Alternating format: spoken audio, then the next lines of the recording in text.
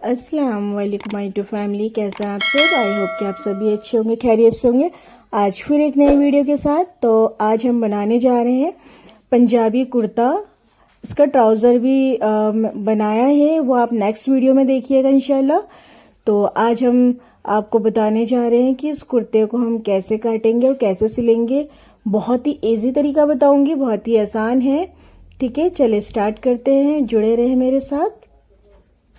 तो सबसे पहले तो ये मैंने 2 मीटर फैब्रिक लिया है। तो सबसे पहले हम अस्तर की कटिंग करेंगे। तो अस्तर की लेंथ हमने ले ली है, ठीक है, 35 लिया है मैंने, 34-35 लेना है। और तीरा जो हमने लेना है 7 इंच लेना है, मुड्ढा भी हमने 7 इंच लेना है। जितना तीरा उतना ही हमने मुड्ढा लेना है, ठीक है, आर्म होल जिसे बोलते हैं। ओके, और ये जो मैं निशान लगा रही हूँ ये 6.5 इंच पे लगाना है। ओके, चेस्ट टू हिप तक हमने 13 इंच लेना है। ओके, और अब हमने कमर पे से जो नाप लेना है वो 10 इंच लेंगे हम, और चेस्ट पे से 11 इंच। ये टोटल ले आए हमने, ठीक है। फिटिंग का निशान हम बाद में लगा लेंगे, पहले हम फैब्रिक की कटिंग करेंगे। ओके, और हिप पे से हमने 12 इंच लिया है। तो चेस्ट पे से फिर एक बार और बता दूं, चेस्ट पे से हमने 11 इंच लिया है, कमर पे से 10 इंच, हिप पर से हमने लिया है 12 इंच। ओके, चलिए जी, ये 1.5 इंच का जो हम निशान लगा रहे हैं मुड्ढे पे, ये लगाना जरूरी होता है।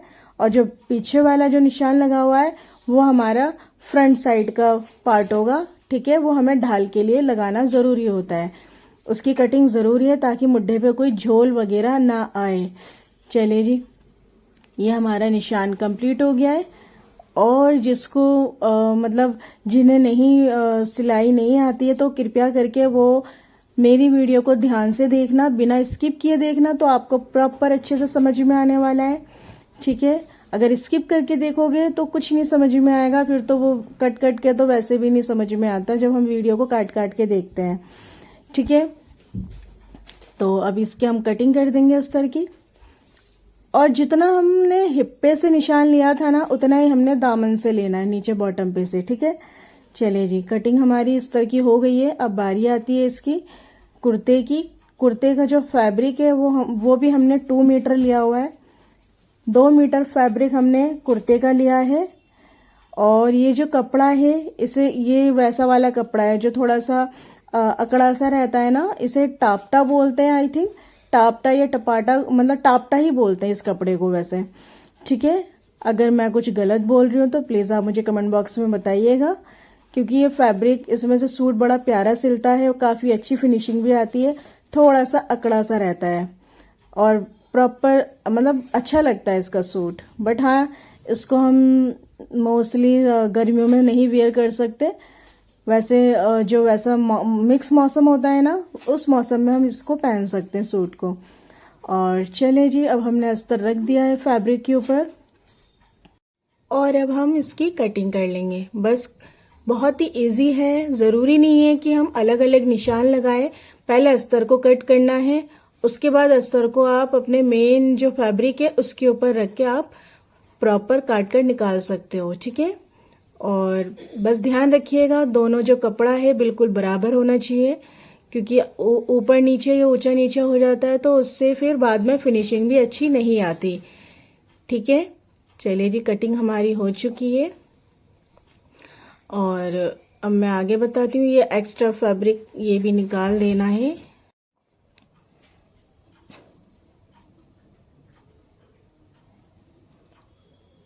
चलिए, कटिंग हमारी हो चुकी है कुर्ते की।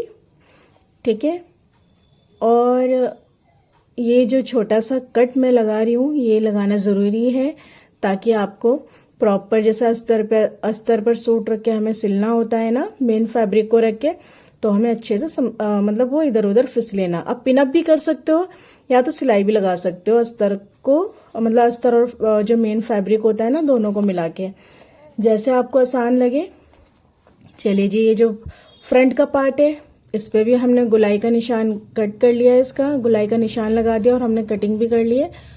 और अब बारी आती है इसके गले की, कि हमने गला कैसा बनाना है। आप चाहो तो बोट नेक भी बना सकते हो, कोई भी इसमें गला बना सकते हैं, आपकी मर्जी है। बट मैं जो नेक बना रही हूँ ये इसको ग्लास नेक भी बोलते हैं, और आप क्या बोलते हैं आप मुझे बताइएगा। मैं तो इसको यही बोलती हूँ, वी नेक हो गया, ठीक है। बट ये इसमें थोड़ा वी में थोड़ा वैसा शेप मैं नीचे से हल्का सा डालूंगी तो ये ग्लास की तरह हो जाएगा, ठीक है। तो चलिए जी, हमारे गले की कटिंग हो गई है। और अब बैक साइड का और जो निशान है मैंने आपको बताया नहीं, मैं बता दूं, 3 या 2.5 इंच पे आप अपना गला रख सकते हैं, ठीक है। बाकी आपकी मर्जी है। और ये जो मैंने सूट की जो कटिंग की है ये डबल एक्सल वालों के लिए है, ठीक है। और जैसे कुछ गर्ल्स होती हैं जो पतली दुबली होती हैं तो उनका जो नाप होता है बस 2-2 इंच मेजरमेंट उनका कम कर दें अपना, और ऐसे ही काट सकते हो, ठीक है। वो भी इंशाल्लाह नेक्स्ट टाइम मैं लेकर आऊंगी कि स्मॉल साइज या एक्सेल साइज वालों का क्या मतलब फिटिंग है, क्या उनकी जो फिटिंग का जो नाप रहता है वो क्या रहता है, ठीक है। चलिए जी, अभी हमारी स्लीव्स की बारी आती है। आस्तीन में भी कुछ नहीं करना, बस बहुत ही इजी और आसान तरीका है। जो मुड्ढे का जो हमने ये जो रखा है निशान, ये हमने 11 इंच लिया है, 10.5 11 इंच पे मैंने निशान लगाया था। और बाजू पे से हमने 7.5 या 8 रखा है, ठीक है। क्योंकि हमारा जो है कोनी तक स्लीव्स रहने वाली है, आप उसके हिसाब से आप चाहे फुल भी रख सकते हो या हाफ भी रख सकते हो। बट ये जो स्लीव्स है ये सिर्फ कोनी तक है। और अभी आगे का जो ये मैंने जो ये अभी एक्स्ट्रा कपड़ा जो काट के निकाला है ये फ्रंट साइड का है, ओके। फ्रंट साइड में हमेशा याद रखिएगा कि हमें शेप देना जरूरी होता है आधे इंच में, ताकि हमारा मुड्ढा लटके और जैसे लटकता झटकता रहता है ऐसा ना रहे, ठीक है। चलिए जी, अब स्टिचिंग की स्टार्टिंग करते हैं। कटिंग हमारी हो चुकी है, कुछ नहीं करना, बस एक एक सिलाई हमने अस्तर के ऊपर रख के मेन फैब्रिक को रख के सिल देना है। ये देखो मैंने सिल भी दिया है। और ये रहा हमारा गला। ये जो कट में लगा रही हूँ ये इसलिए लगाना ज़रूरी है ताकि झोल वगैरह ना आए, ओके। और अब क्या करना है, अब एक एक हमने लब की सिलाई लगा देनी है। ये बैक साइड है तो बैक पार्ट भी हमने ऐसे ही सिल लेना है, ओके। चलिए जी, मैंने दोनों पार्ट सिल लिए हैं। अब मैं आपको बताऊंगी, पहले इसमें लेस लगा लेंगे। तो ये लेस मैंने लिया है मजेंटा कलर और गोल्डन कलर मिक्स है। आप कोई भी लेस लगा सकते हो, ब्लैक पे तो खैर कोई भी कलर अच्छा लगता है, लाइट छोड़ के मतलब लाइट कलर या कोई भी कलर आप यूज कर सकते हो, गोल्डन वगैरह अच्छा लगता है लेस, ठीक है। तो अब हमने क्या करना है, गले पे लेस कैसे लगाना मैं वो आपको बता रही हूँ। ये देखो, ये जो कॉर्नर देख रहे हो ना, बस यहाँ से थोड़ा ध्यान रखना होता है। ये देखो, ये उठाया और थोड़ा सा हमने अंदर की तरफ दबा के, मतलब ट्रायंगल शेप में कुछ ऐसा दबा के ना फिर एक सिलाई लगा देनी है। आई होप कि आपको समझ में आ रहा होगा। आप चाहे तो पहले लेस ग्लास शेप में सिल लेना और आप डायरेक्टली ऐसे भी लगा सकते हो, ठीक है। मैंने तो डायरेक्ट लगा लिया है, आपके सामने ही लगाया, मैंने अलग से लेस नहीं सिली है। तो ये हमारा गला देखो माशाल्लाह फिनिशिंग भी है, ऐसा नहीं है, ओके। और ये तिकोना जो निकाला है, बस अंदर जो है ना ट्रायंगल शेप में थोड़ा करके आप तिकोना ऐसे निकाल के और अपना गला बना सकते हो डायरेक्ट लेस रख के फैब्रिक पे, ओके। अगर अलग से सिलना है तो आप अलग से भी लेस को पहले रेडी कर लो, फिर उसके बाद गले में अटैच भी कर सकते हो, जैसे आपको ठीक लगे। तो ये गला भी हमारा रेडी हो चुका है, ये देखो। और अब बारी आती है इसकी मुड्ढा जोड़ने की। तो मुड्ढे में क्या करना है, हमने गुम सिलाई लगानी है, ठीक है। तो गुम सिलाई लगानी है, ये उठाया मैंने फ्रंट, इसको ऐसे ही पकड़ना है। और बैक साइड का जो ये देखो बैक साइड, ये हमने अंदर डालना है, दोनों फैब्रिक के बीच में डालना है, आई मीन कि अस्तर और मेन फैब्रिक के, ये देखो। उसके बाद हमने एक सिलाई लगा देनी है। ये देखो हमारा मुड्ढा बिल्कुल परफेक्टली तैयार है ना। फिनिशिंग अच्छी आई है तिहरे की, ये देखो। चलिए जी, आई होप कि आपको समझ में आ रहा होगा। मेरी वीडियो आप बिना स्किप करके देखना तो आपको प्रॉपर समझ में आएगा, क्योंकि मैं कोशिश ये करती हूँ कि आपको इजी वे में और इजी तरीका बताऊं। अब बारी आती है फिटिंग के निशान की। तो फिटिंग का निशान मैंने लगा लिया है।